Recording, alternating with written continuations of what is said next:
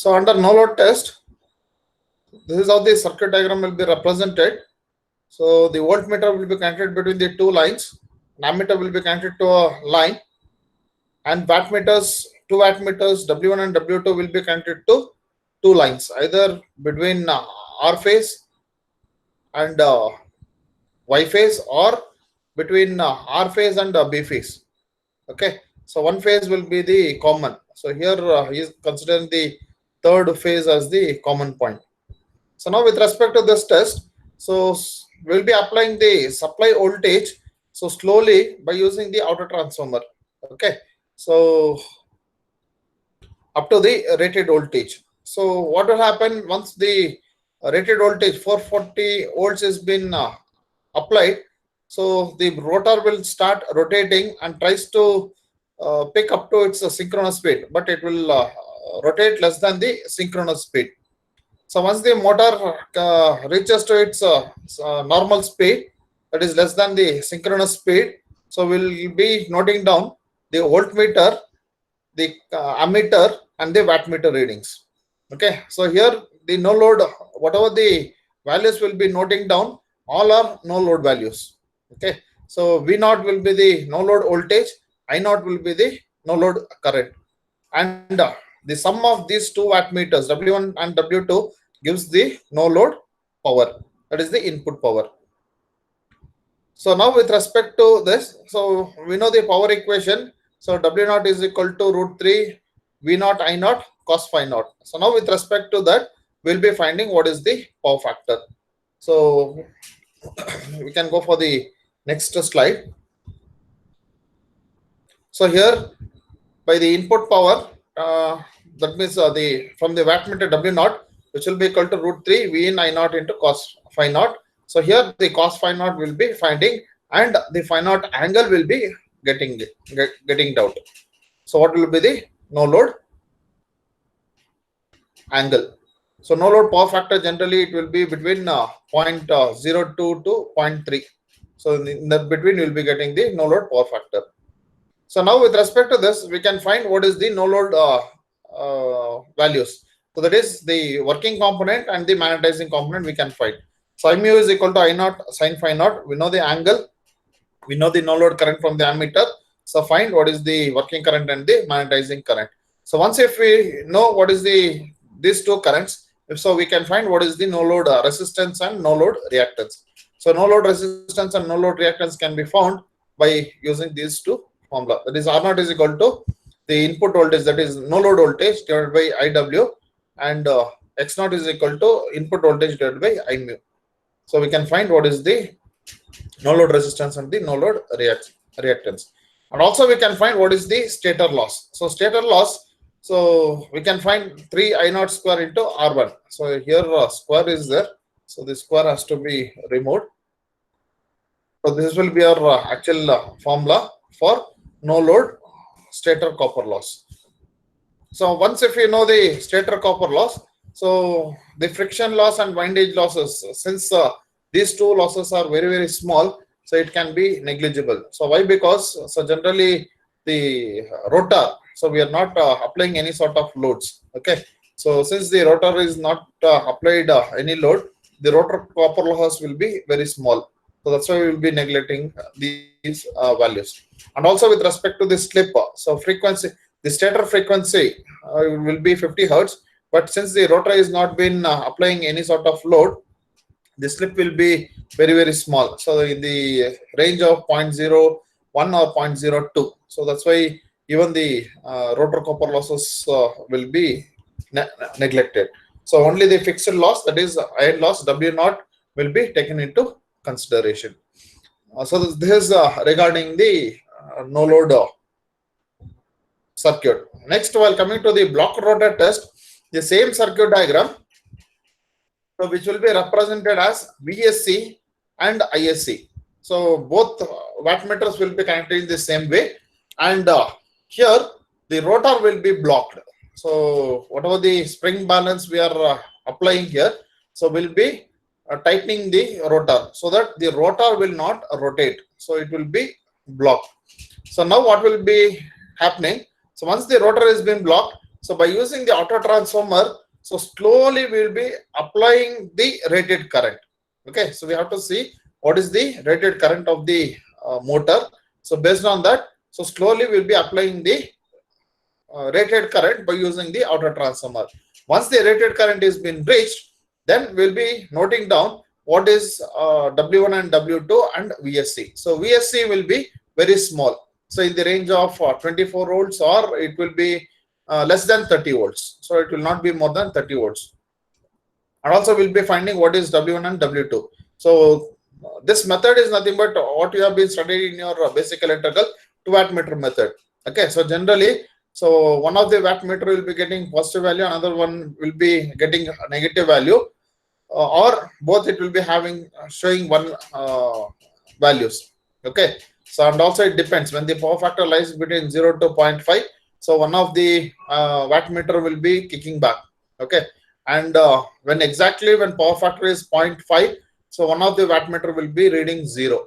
Okay, and when the power factor lies between 0.5 and 1, so both the wattmeters will be at the positive end. So that's how your 2 wattmeter method comes into consideration.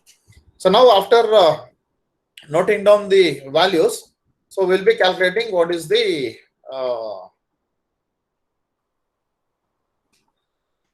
cos phi SC. Okay, so cos phi SC will be knowing from, so that is WSC. WSC is equal to root 3 VSC ISC into cos phi SC. So from there we'll be finding what is the power factor of the short circuit. So and also here, since the rotor has been blocked, the slip will be 1. So when slip is 1, your load resistance will be equal to 0. So therefore this will not come into consideration. Okay. So now with respect to this, so we can find what is the cos phi SC, and we can find what is R01, Z01 and X01. So that is resistance and reactance, so which will be towards referred towards the stator, reactance referred to stator.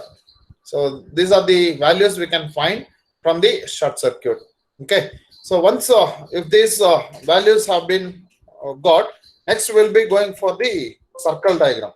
So here is the actual procedure for the circle diagram. So just I'll go for I'll stop this presentation.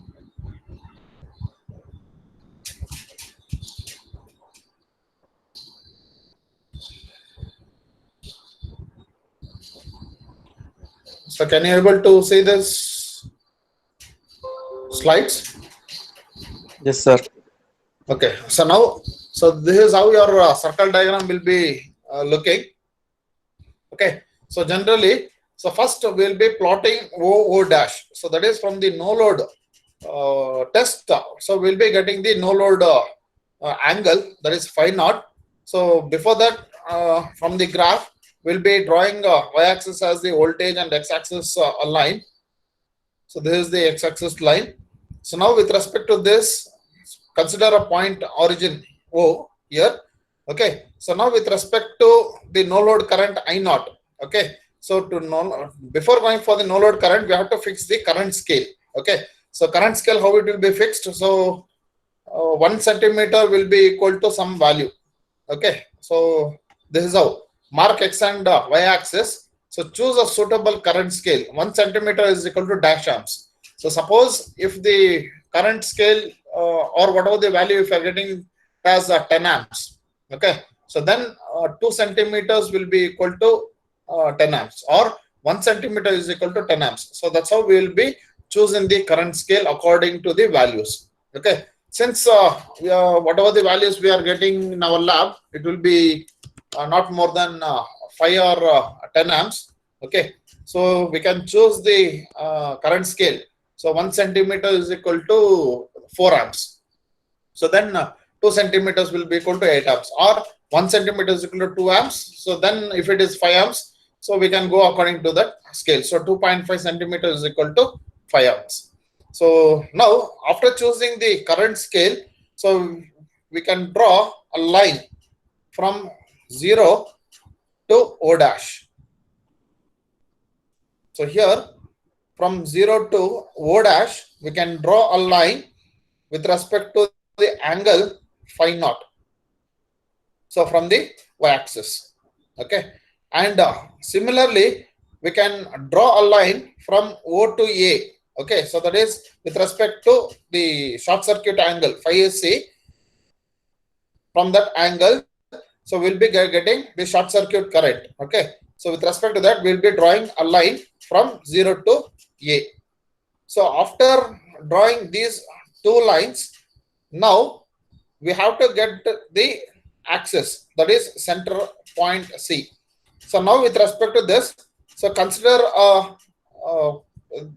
with respect to the scale, so join O dash A. So if you join O dash A, so that will be your output line. So now with respect to this, you take what is the midpoint of the line and take the center of the point on the axis. So once if you draw a line from here, from O dash, draw a parallel line to the x-axis line. So with respect to that, we'll be getting a center line. So that's the another procedure. So it will be given here. Okay. So draw no load current I naught vector O dash at an angle phi naught with respect to y-axis. The length O dash must be as per the current scale. Next, draw current vector OA at an angle phi AC with respect to y-axis. So now with respect to this, OA is equal to whatever ISN is equal to ISC into V naught by VSC. So this current value what we will be getting, so that will be the length of OA. Next, the power WSN is equal to WSC, that is a short circuit power into ISC divided by ISN divided by ISC whole square. So with respect to this, we will be getting the power at the rated voltage. So with respect to this, so we can draw a length OA drawing at a scale. Okay. Next, after this, join point O and A, that is O dash A, gives which gives the output line. So now once if you draw O dash A, next draw horizontal line O dash D parallel to x-axis. So that is this line. So this is the horizontal line which will be drawn horizontal to the parallel to the x-axis. Now after drawing that, now we will be getting the point C. So how we will be getting point C? So now take C as the center and CO as CO dash as the radius and draw a semicircle such that point A falls on the circumference of this semicircle. So that means, so whatever the value you will be measuring here, that is from O dash A. So you take the middle value. So draw the bisector line of points from O dash at the top and bottom. Again from A, draw a line at the top and bottom so that you will be getting a bisector points. So draw a line from the bisector points. So you'll be getting the point C. So once if you get the point C, so from C, take the compass. So it will exactly it will connect to point O dash. So from here to O dash, so draw a circle. So that is the semicircle, which where A falls on that particular point. Okay. So once if you draw this semicircle, now with respect to the other data, so we can find what is the rotor copper loss, what is the stator copper loss, so what is the torque value, so what is the line current, so what is the slip, so what is the full load values. So all these things can be found once if you draw the semicircle. So next, once if you draw the circle, so take C as the center and A. So this has been drawn to get a semicircle. Now draw a line, that is AG, perpendicular to x-axis, and make point F on diagram of a semicircle on O dash D. So that is, so from A, here draw vertical line, so which forms here as point G and F. So F and G gives you the fixed losses. So whatever the values, it will be in centimeters. Okay, so later it will be converted to the current scale. So then you will be getting the values. So F and E. So how this will be found? So here we'll be considering as the rotor loss is same as that of the stator loss. Okay. So when I assume that, so exactly the 50% of this value, suppose if it is 4 centimeters, so exactly we'll be pointing here as 2 centimeters, and from O dash draw a line. So once if you draw a line here, so then we'll be getting, so this will be your torque line. That is O dash E will be the torque line, and the value between E and F, whatever will be getting the value E and F gives the stator copper loss, and E and A will give the rotor copper loss. So that's the another point here we will be writing. So draw a line OE such that AE represents rotor copper loss and EF represents stator copper loss at short circuit condition. So with the normal voltage applied, O dash E is called as the torque line. So as I told, so O dash E will be representing the torque line. So from here to here, it represents the torque line. So now next. So by choosing the current scale, okay, so we will be plotting one more point as B, okay, from A. So we'll be extending a line towards at the top of the semicircle, that is point B. How that point B will be getting? So choose the power scale. So power scale will be equal to short circuit power with normal voltage divided by length of AG. So that is whatever the WSN we will be finding. So that is the value we'll be substituting here, and length of AG. So length of AG, so it depends upon your current scale. So if you divide that, we'll be getting the power scale. So once if you get the power scale, that will be in terms of watts per centimeter.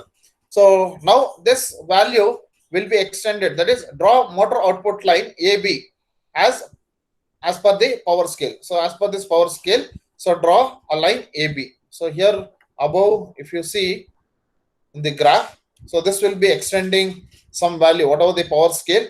So this will be the value of AB.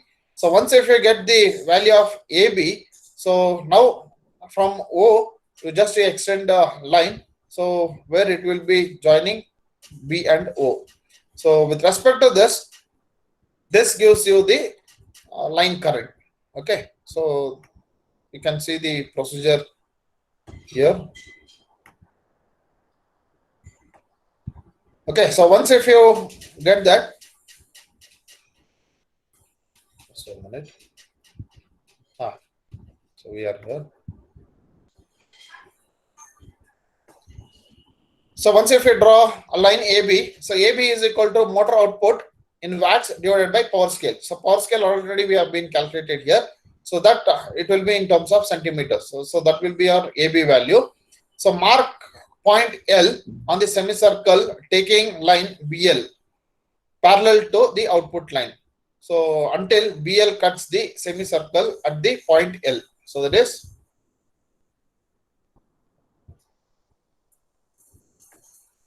so this is your point L. So we'll be extending this line parallel to the output line. Okay, so just extend this line parallel to the output line where it cuts the semicircle. So once if it cuts the semicircle, so point, mark it as L. Okay, so now from L, draw perpendicular line to the x-axis line. Okay, so now mark the values as K, J, N, M. Okay, so again here, which gives some of the losses. Okay, so now with respect to this, a procedure has been given here. So now join OL, the line OL gives the line current of induction motor. So whatever the length we'll be finding, line current IL will be equal to OL divided by current scale. So then we will be getting the line current. So as I told, draw a perpendicular line from L to the x-axis. So where it touches the x-axis, represent that as K. Now at the middle, so whatever the circles it has been representing, means which is touching the lines. Okay, so we have drawn a line from L to K. So whatever the lines which are touching the torque line, output line, and the O dash D line, so mark some alphabets. So it has been represented as J, N, and M. Okay. So now with respect to this, so what is the value of J? So Lm represents the power output of the motor, Mn represents the rotor copper loss, Nj represents the stator copper loss, Jk represents the fixed loss. So once if you get all these losses, we can find what is the efficiency. So what are the total losses? So what is the power factor and what is the line current? Okay. So similarly, so from the circle diagram, so we can calculate rest of the other values. So these things have been already found with respect to the no load and block rotor test. So here from the circle diagram we have found. So now power output of the motor will be equal to length Lm into power scale. So whatever the power scale we have been considering watt per centimeter. So that length centimeter gets cancelled. It will be in terms of watts. So length Lm gives the power output with multiplying the power scale. Similarly, rotor copper loss will be equal to length Mn into power scale. Stator copper loss will be equal to length Nj into power scale. Similarly, fixed losses will be equal to length Jk into power scale. So now to find the total losses, so add whatever the rotor copper loss, stator copper loss, and fixed losses. That is, total loss will be equal to length of Mn in plus Nj plus Jk into power scale. So that gives the total loss. And now full load efficiency will be the motor output divided by motor input. So motor output and motor input will be as per the calculations what we have made. So efficiency will be equal to Lm. So Lm gives the output of the motor into multiply with respect to power scale divided by Lm plus Mk. So that is the total losses. So which gives the efficiency of the induction motor. So this is how we'll be finding the efficiency. Next, full load slip can be found. That is rotor copper loss divided by rotor input. That is Mn by Ln. If I divide whatever the value, so that I can get slip of the induction motor. Full load current, that is length OL, Lk divided by OL. So that gives the power factor. That is the full load power factor.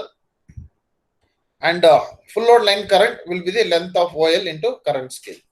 So these are the some of the parameters what we will be finding. So with respect to the circle diagram.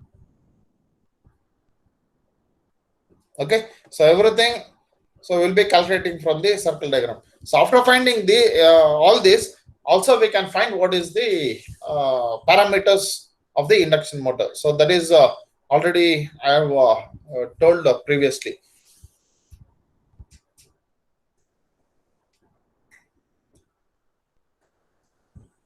So do you have any doubts with respect to this?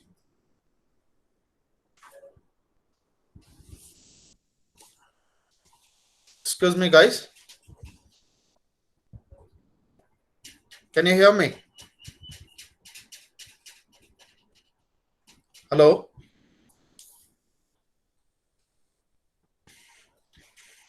So please go through whatever the explanation I have given, and please make a note in a separate sheet, and the same values will be included in your further means same formulas will be included in further classes to solve the circle diagram numericals. Okay, so each numerical will have a marks of 12 marks. Okay, so that is the maximum, and minimum it can be extended up to 8 to 10 marks. Okay, and also the experiment has been given in your lab. So please make sure that so which will be helpful in your lab also. Okay, so please make a practice of once or twice. Okay, so that we can solve some numericals and it will be more helpful in your lab. Okay, is there any doubts?